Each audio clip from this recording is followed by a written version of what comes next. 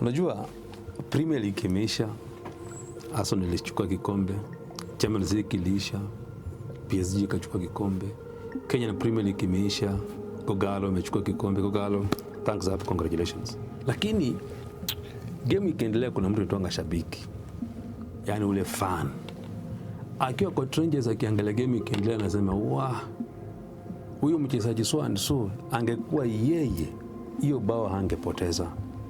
Take an opportunity umweke kwa kiwanja. Bro, jasho tupu. Welcome to the podcast. The true measure of leadership is not only how one governs, but how they exit the stage.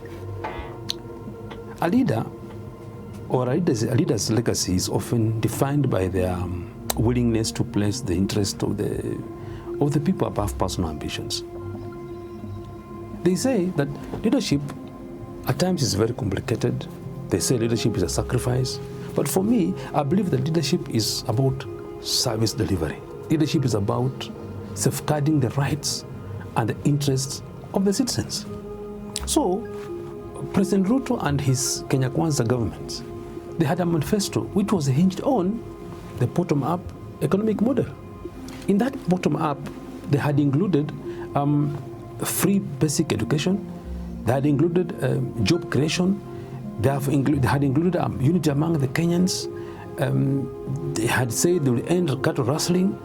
They said they will respect the rule of law and many other things. But the sad thing is that the government has abandoned its manifesto and are now measuring their leadership by comparing themselves to Uhuru Kenyatta's regime. Wanakimbia kusema ati rais analeta Ebola Kenya. Rais hajaleta Ebola Kenya. Wakijenga quarantine ambaye ni President Uhuru Kenyatta alisign agreement.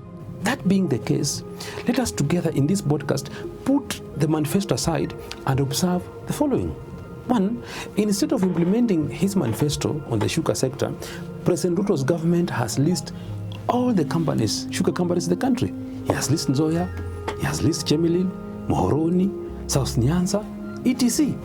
Number two, the special economic zones projects like the Kenya Airport Authority is a story you all know. The Kenya Pipeline Company was not listed. Instead, the government pursued privatization through an IPO and sale of shares to private investors. So the above parastatals under Uhuru Kenyatta were protected under the rule of law for the benefit of the Kenyans. During Uhuru Kenyatta's watch on his second term in office, United Democratic Alliance Party was formed. Uhuru never interfered with this party when Ruto was forming it. When the by-elections were conducted then, UDA as a new party interestingly won some of those seats, including the Kiambaa constituency, where it was owned by Njuguna Kawanjiko. There was Koimburi in Juja. There was Faisal Bade in I think it was in Sambweni. All were won by UDA. But in all the above by-elections, Uhuru Kenyatta had every opportunity to interfere and use the state machinery but to interfere with the elections. But he chose not to subvert the will of the people. I believe that Uhuru Kenyatta never wanted to fake relevance by undermining the will of the people. Kudos, President Uhuru Kenyatta. However, in the recent by-elections under President Ruto, particularly in Malaba, in Mbeere North, in Emuru Dikir, the government had a heavy hand in all of them. I don't know if it was to fake support, loyalty, or magnified sycophancy. Time will tell. The issue of cattle rustling, it's a big menace in this country, and particularly in some part of the Rift Valley. In his tenure, Uhuru Kenyatta promised to handle it, but he did not receive the adequate goodwill from the political leaders from the region, so that mission was dwindled with mishaps. However, Uhuru Kenyatta went ahead to further put the Kenya Meat Commission under the management of our able Kenya Defence Forces so that it could streamline the operations. And for the first time, that institution was turned into a profit-making entity. But when President Ruto took over, him coming from the area where he promised to deal with the cattle rustlers, once and for all, KDF was removed from the managing the Kenya Meat Commission. The so-called Beyond Zero and Linda Mama programs under Uhuru Kenyatta that were working effectively for our mothers and sisters and daughters have become a proverbial white elephant projects. The NHIF was working under Uhuru Kenyatta. It just needed some restructuring and revamping. Was smoothed for SHA to come in, and many other examples. Good leadership, as far as I'm concerned, is not demolishing the set-up systems and erecting others, but it's about improving what is already in place. For me, Uhuru Kenyatta should not be the punching bag for any current failure, because they are collecting enough taxes to fix our mess. When Kenya Kwanza Brigade sponsored a campaign for Raila Odinga for the AUC position and failed to clinch it, they blamed it on Uhuru Kenyatta. But instead of them evaluating their global mistakes and compromised foreign policy that was ignored, the Gen Z protests, where many of them had been killed and tortured, sent mixed feelings across Africa. And that, I think, played a role in Baba's laws, but not Uhuru Kenyatta. When President Ruto was the deputy president, they never worked in harmony with his boss, Uhuru Kenyatta. He kept on finding faults in him, from food subsidies to fuel, electricity hikes. That's when the new titles came up. There was the one side, there was Kieleweke. The other side, we had Tanga. They all came on board because of this frictional relationship.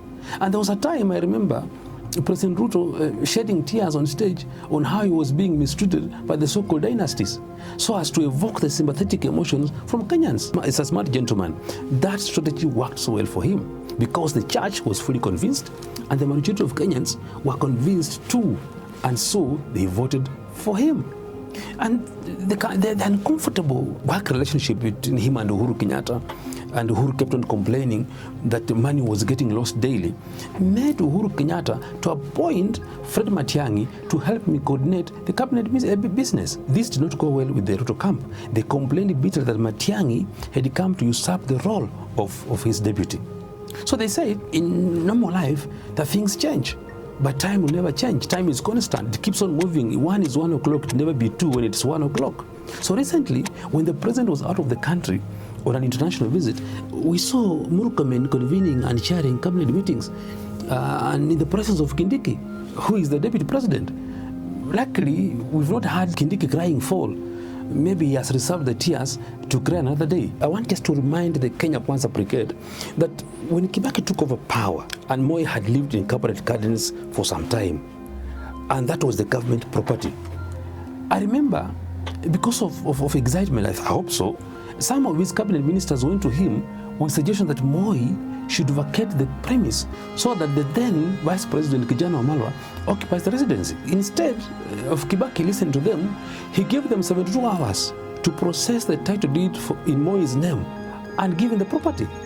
Equally, when Uhuru took over power, we never had him blaming Kibaki for his government failures. He came up with his own agendas and moved on the country.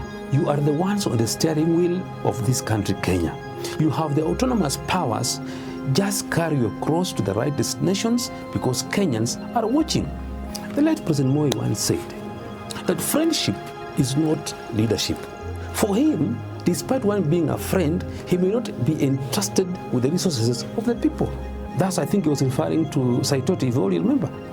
This reminds me of the many warnings Uhuru Kenyatta gave us.